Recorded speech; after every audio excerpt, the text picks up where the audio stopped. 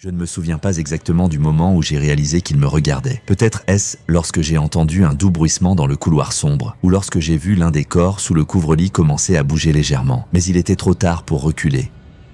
Dans une morgue, la nuit n'est jamais calme. C'est un endroit où tout est noyé dans l'obscurité, où chaque bruit semble fort et où les murs eux-mêmes semblent chercher une occasion de vous étrangler. Les bruits de pas qui résonnent sur le sol stérile sont si forts qu'on a parfois l'impression que le monde entier les entend. Cela faisait plusieurs mois que je travaillais ici et je m'étais habitué au silence qui y régnait. Peu m'importait que les personnes qui m'entouraient soient mortes ou vivantes. Cela faisait partie du travail, d'une routine familière. Mais cette nuit-là, quelque chose n'allait pas. J'étais assis dans mon bureau, en train de vérifier les caméras, quand j'ai soudain remarqué quelque chose d'inhabituel. Au début, je n'y ai pas prêté attention, mais au fil du temps, j'ai commencé à remarquer de petites choses. Je ne peux pas dire avec certitude ce qui a provoqué ce sentiment, mais la froide sérénité habituelle a été remplacée par une anxiété inexplicable. La nuit est devenue lourde, le temps semblait s'être arrêté et je sentais le froid insupportable qui commençait à envahir non seulement la pièce, mais aussi mon corps tout entier. Je sentais mes doigts trembler la prochaine fois que j'entendais un bruit de pas dans un couloir éloigné. Et plus j'essayais de l'ignorer, plus je sentais la peur s'accrocher à mon cœur. Je me suis levé pour vérifier ce qui s'était passé. Était-ce seulement mon imagination, ou bien était-ce encore un bruit insignifiant auquel, comme toujours, je réagissais? J'étais loin de me douter que cette nuit serait différente pour moi. J'ai toujours pensé que la morgue faisait partie de l'ordre habituel. La ville a son propre rythme et nous en faisons partie. Le chemin pour arriver ici n'a rien d'extraordinaire. Il m'a suffi de passer quelques entretiens, de déposer un dossier de candidature et de suivre une formation. Rien de particulier. La ville n'était pas grande, mais elle n'était pas petite non plus. Et la morgue desservait donc de nombreuses institutions. Je ne pensais même pas à l'aspect de ces corps, car il faisait simplement partie du mécanisme qui me permettait de gagner de l'argent. Mon travail ne comportait aucun moment d'émotion. Nous étions préparés à cela. Au début, j'ai trouvé un peu étrange de voir les gens comme des objets sans âme, un peu comme des mannequins. Mais avec le temps, en m'habituant, j'ai commencé à prendre les choses beaucoup plus facilement. Pour moi, les corps n'étaient plus réels. Ils étaient juste là, rien de plus. Je n'avais qu'un seul but, assurer la sécurité, les calmer. Rien d'autre ne m'importait. Je travaillais de nuit, quand la ville était fatiguée et que seule une petite partie des gens s'accrochaient encore à leurs habitudes. J'avais déjà travaillé de nuit à plusieurs reprises et je pensais savoir ce que cela faisait. Froid, désert, avec un arrière-goût un peu triste que personne ne semblait vous attendre. Mais il y a aussi eu ces nuits que je n'oublierai jamais. J'ai parfois pensé que quelque chose n'allait pas, mais j'ai vite chassé ces pensées. Bien sûr, au fil des années, j'ai assisté plusieurs fois la nuit à de petites curiosités. Les morts qui étaient restés trop longtemps dans ce lieu commençaient à attirer l'attention. Parfois, comme si j'étais indifférent à ces situations, les gens oubliaient leur place et devenaient des problèmes. Mais cette fois-ci, c'était différent. Je m'en suis rendu compte dès que j'ai entendu les premiers bruits. Il est arrivé ici déjà mort. Le corps que j'ai vu toute la nuit précédente était toujours au même endroit. Je pensais qu'il s'agissait simplement d'un autre de ces cas où je devais faire un contrôle et toutes les procédures habituelles. Mais maintenant, c'est devenu autre chose. Et ce cadavre qui me paraissait si paisible a soudain semblé très inhabituel. C'était bien lui, mais il semblait que quelque chose avait changé en lui, comme si je regardais quelque chose qui venait de disparaître, mais qui avait encore un certain pouvoir. À partir de ce moment-là, j'ai compris que quelque chose n'allait pas. J'ai essayé de chasser ce sentiment, du moins comme je le fais toujours. Mais plus j'essayais de le faire, plus il m'était difficile de revenir à la normale. À l'époque, je ne savais pas exactement ce qui avait changé. Et même aujourd'hui, quand je repense à ce moment, je n'arrive pas à savoir si j'étais simplement trop fatigué ou si quelque chose avait commencé à changer dans la réalité elle-même. Peut-être que tout n'a fait qu'empirer depuis ce moment. C'est cette nuit-là que j'ai compris que la mer des horreurs est toujours là, mais que parfois, on n'a pas envie d'y plonger. La nuit était encore jeune lorsque j'ai décidé de faire le tour des locaux pour tout vérifier. Je me suis levé de mon bureau, essayant d'abord de me convaincre que ce n'était qu'un excès de fatigue qui me jouait des tours. Mais les sons, ces sons étranges, ils devenaient de plus en plus forts. Au début, ce n'étaient que des échos de pas. À peine audibles, ils disparaissaient rapidement dans le vide du couloir, ne laissant derrière eux qu'une froide sensation de peur. Puis ils devinrent différents. Le bruit d'une porte qui grince au moindre mouvement. Un léger tapotement qui semblait être autre chose qu'un simple bruit. J'ai allumé la lumière dans le couloir et j'ai vu une des lampes au bout du couloir vaciller. C'était un problème normal, mais pour une raison quelconque, aujourd'hui, tout semblait anormal. Une angoisse inconnue me tenaillait le cœur. Non, je ne peux pas me permettre de réagir ainsi. Mon travail, c'est le calme, la discipline, le contrôle. Je ne pouvais pas céder à la panique. Je me suis rendu dans la première salle et j'ai vérifié les documents. Tout semblait normal. Les corps des personnes décédées qui devaient être préparés pour l'incinération ou le transfert aux proches semblaient morts. Ordinaire. Je suis passé dans la salle suivante. C'est alors que quelque chose m'a fait voir la situation sous un autre jour. J'ai de nouveau entendu les sons. Cette fois, ils étaient si clairs que je me suis même arrêté. Ils n'appartenaient pas à cet endroit. Il ne s'agissait pas d'un accident, mais d'une action précise. Le bruissement d'un tissu, un léger frémissement comme si quelque chose bougeait. J'ai sorti mon téléphone portable de ma poche et j'ai composé le numéro de sécurité, pensant qu'il s'agissait probablement d'un malentendu. Mais même après ces quelques minutes,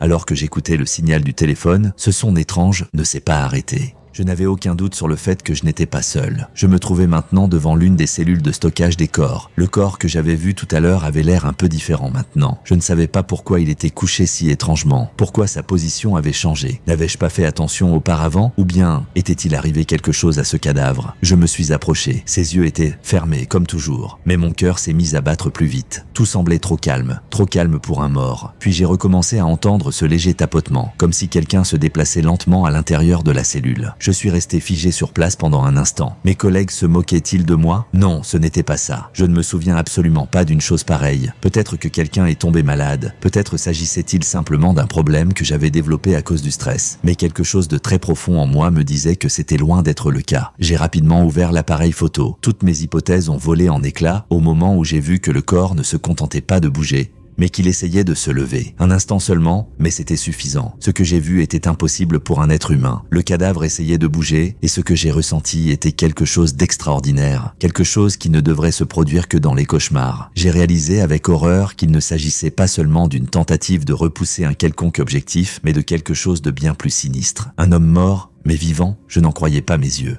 Je suis resté là, sachant que quelque chose se passait, mais je ne comprenais pas pourquoi. Mon cœur battait furieusement dans ma poitrine, mon adrénaline montait en flèche et mon cerveau refusait de fonctionner correctement. Tout ce que je voyais était effrayant, mais en même temps incroyable. Le corps était mort, j'en étais sûr. Il ne sentait pas la vie. Il n'y avait pas de pouls, pas même d'après le nombre de vérifications que j'ai faites. Comment aurait-il pu bouger? Qu'est-ce que c'était au juste? J'ai soudain eu froid. Pas physiquement, mais émotionnellement. J'ai compris que cela ne s'arrêterait pas là. Je ne pouvais pas partir. Il fallait que je vérifie. Pendant tout le temps que j'ai passé devant cette caméra, j'ai senti les ténèbres autour de moi s'épaissir, de seconde en seconde. J'ai fait quelques pas en arrière, sentant le sol changer sous mes pieds, comme si une force invisible m'entraînait plus profondément dans cette horreur. J'essaie de respirer profondément, de me contrôler, mais rien n'y fait. J'ai du mal à tenir. Je décide de m'approcher pour voir si je ne suis pas en train de délirer. Peut-être que j'ai mal compris quelque chose, peut-être que je marche sur un autre chemin que d'habitude. Mais je me trompais. Le corps bougeait bel et bien, tranquillement, presque silencieusement, mais je me souviendrai de ce qui s'est passé ensuite pour le reste de ma vie. En tirant la couverture pour mieux voir, j'ai vu ses doigts commencer à bouger lentement. D'abord un doigt, puis deux, puis le reste. Le corps que je croyais mort s'est mis à bouger. Au début, ses mouvements étaient à peine perceptibles,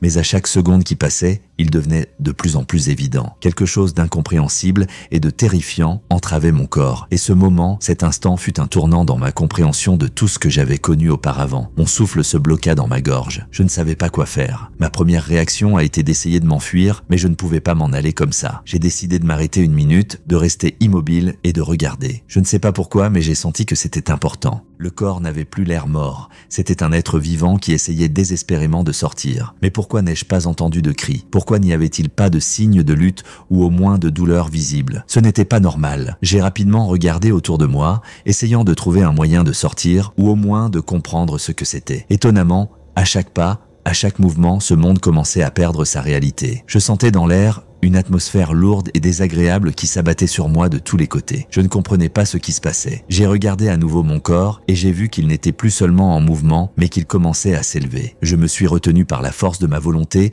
sans céder à la panique. C'était irréel, absurde. Comment cela pouvait-il se produire dans la vie réelle? Que dois-je faire ensuite? Mon corps a commencé à lever le bras en l'air, prudemment, comme s'il touchait l'espace environnant, comme s'il sentait l'air autour de lui, réalisant qu'il y avait peut-être encore une chance pour lui. À ce moment-là, j'ai compris que je n'étais qu'une partie de quelque chose de bien plus grand que ce que j'aurais pu imaginer. Et ce moment a été interrompu par un bruit sourd et sec sur le sol métallique. Ce n'était pas seulement effrayant, c'était terrifiant. J'ai eu le sentiment que ces mouvements n'étaient pas seulement une tentative d'évasion, c'était comme une lutte pour la vie que je ne pouvais pas comprendre. Mon cœur battait si fort qu'il semblait sur le point d'éclater en morceaux. Ma respiration devenait superficielle. Chaque souffle était comme le dernier et j'avais l'impression que chaque instant m'entraînait dans l'abîme. J'ai reculé de quelques pas, observant la force invincible qui soulevait le cadavre que j'avais cru mort. J'ai compris qu'il ne s'agissait pas d'une simple plaisanterie, mais de quelque chose de plus terrifiant. Mais étais-je prêt à comprendre quoi exactement? Le corps commença à s'enfoncer lentement, ses épaules se courbant dans une pose étrange et peu naturelle. C'est alors que j'ai compris qu'il ne s'agissait pas seulement d'un mouvement physique,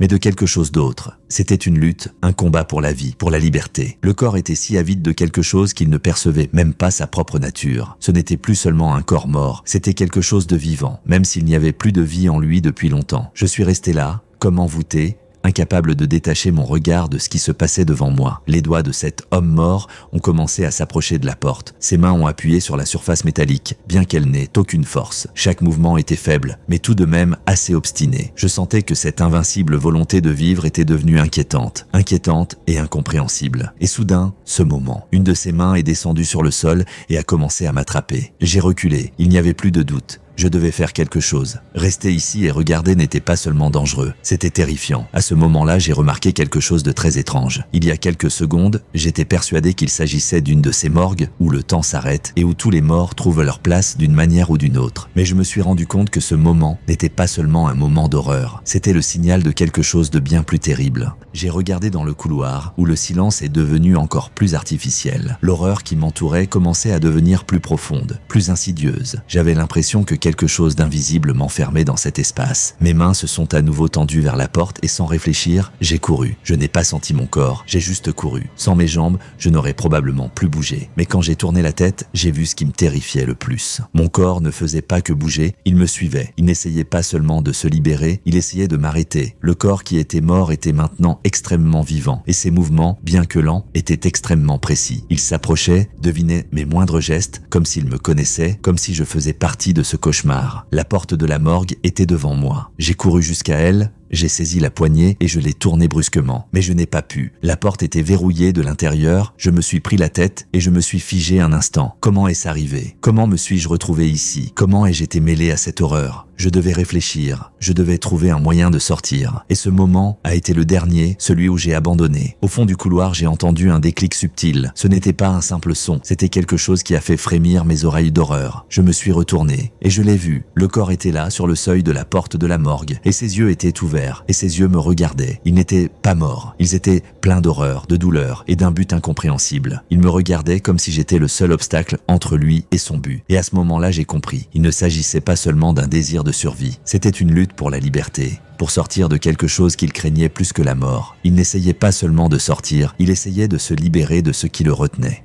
Mais je ne pouvais pas le laisser faire. J'ai senti toutes mes forces se concentrer sur mes jambes. Ma main a senti la froideur de la porte métallique et j'ai su que maintenant, soit je mourrais, soit je m'échapperais. Le corps se tenait toujours sur le seuil et je voyais son ombre se rapprocher. C'est alors que j'ai entendu « Laissez-moi sortir ». Je me suis figé. Ce n'était pas un simple son, c'était une demande. J'ai ouvert la porte à tous les verrous en faisant le dernier pas. C'était ma décision, je l'ai prise sans savoir ce qui se passerait ensuite. Je me suis libéré, mais il n'y avait qu'un couloir sombre devant moi, où tous les sons restaient lointains et vagues. Il n'y avait qu'une seule voix dans ma tête. Il n'était pas mort, et je ne mourrais probablement pas non plus. J'ai monté les escaliers en courant, tout en me posant la même question. Pourquoi? Pourquoi me suis-je embarqué là-dedans? Pourquoi moi? Je marchais sans m'arrêter, mais mes pas sonnaient si fort qu'il me semblait que mon cœur réagissait à chacun d'eux. Il n'y avait rien d'autre que ce couloir, où chaque son semblait être une malédiction, et où chaque pas menait à quelque chose de sombre et d'inconnu. Pouvais-je en croire mes yeux? Le corps que j'avais vu il y a quelques minutes était toujours là, dans cette morgue, dans ce couloir,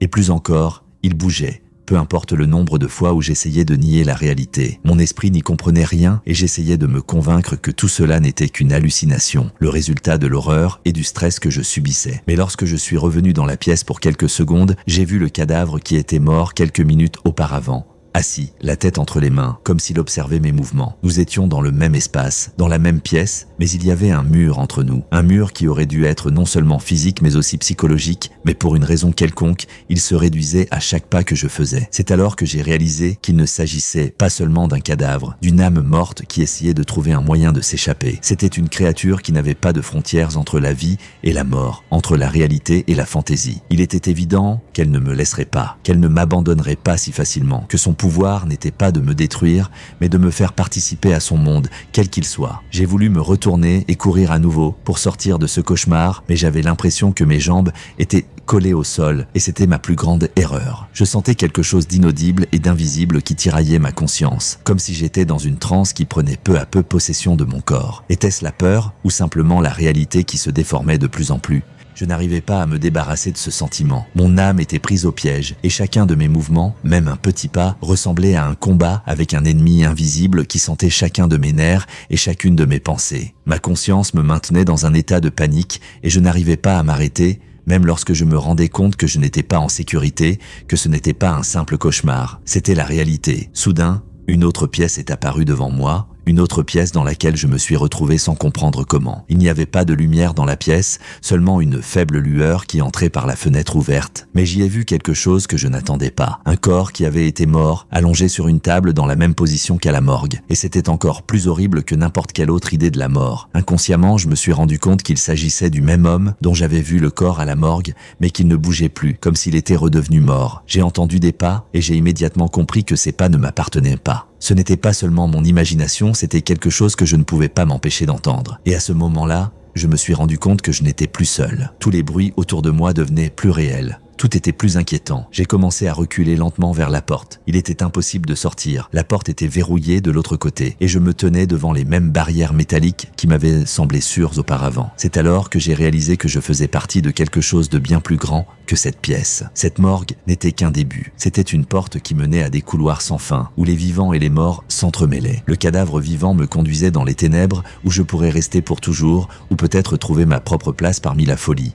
Les pas que j'ai entendus étaient les miens, et je ne pouvais pas m'arrêter. J'ai compris que le seul moyen était d'accepter ce cauchemar. Je ne sais plus combien de temps j'ai erré dans ce couloir où tout était mélangé. La réalité et la peur, les cadavres et les souvenirs, l'obscurité et le sentiment de revenir sans cesse au même endroit. J'ai continué à marcher sans pouvoir m'arrêter car je me suis rendu compte que plus je passais de temps ici, plus je faisais partie de ce cauchemar. Chaque pas était comme mon écho qui me revenait avec des échos terrifiants. Mais une idée me trottait dans la tête. Il fallait que ça s'arrête. Je me suis dirigé vers la porte et je l'ai ouverte d'un coup sec pour sortir. Tous les bruits ont cessé et il n'y avait plus que ce silence qui appuyait sur ma poitrine, sur mes organes, me faisant douter de la réalité de ce qui s'était passé. J'ai réussi à sortir, mais en franchissant le seuil de la morgue, mes jambes devenaient plus lourdes, comme si elles me tiraient en arrière. J'avais beau vouloir tout oublier, à partir de ce moment-là, je n'étais plus la même personne qu'avant. Et même lorsque je sortais, je sentais clairement sa présence derrière moi. Mais j'étais en vie, et c'est ce qui était le plus grave. Je ne comprenais pas ce qui s'était passé dans cette morgue. Quel genre de créature c'était, ni si c'était autre chose qu'une terrible coïncidence. Mais je savais une chose, je ne voulais pas y retourner. Et je ne pourrais probablement jamais oublier ce regard froid qui ne m'a jamais quitté,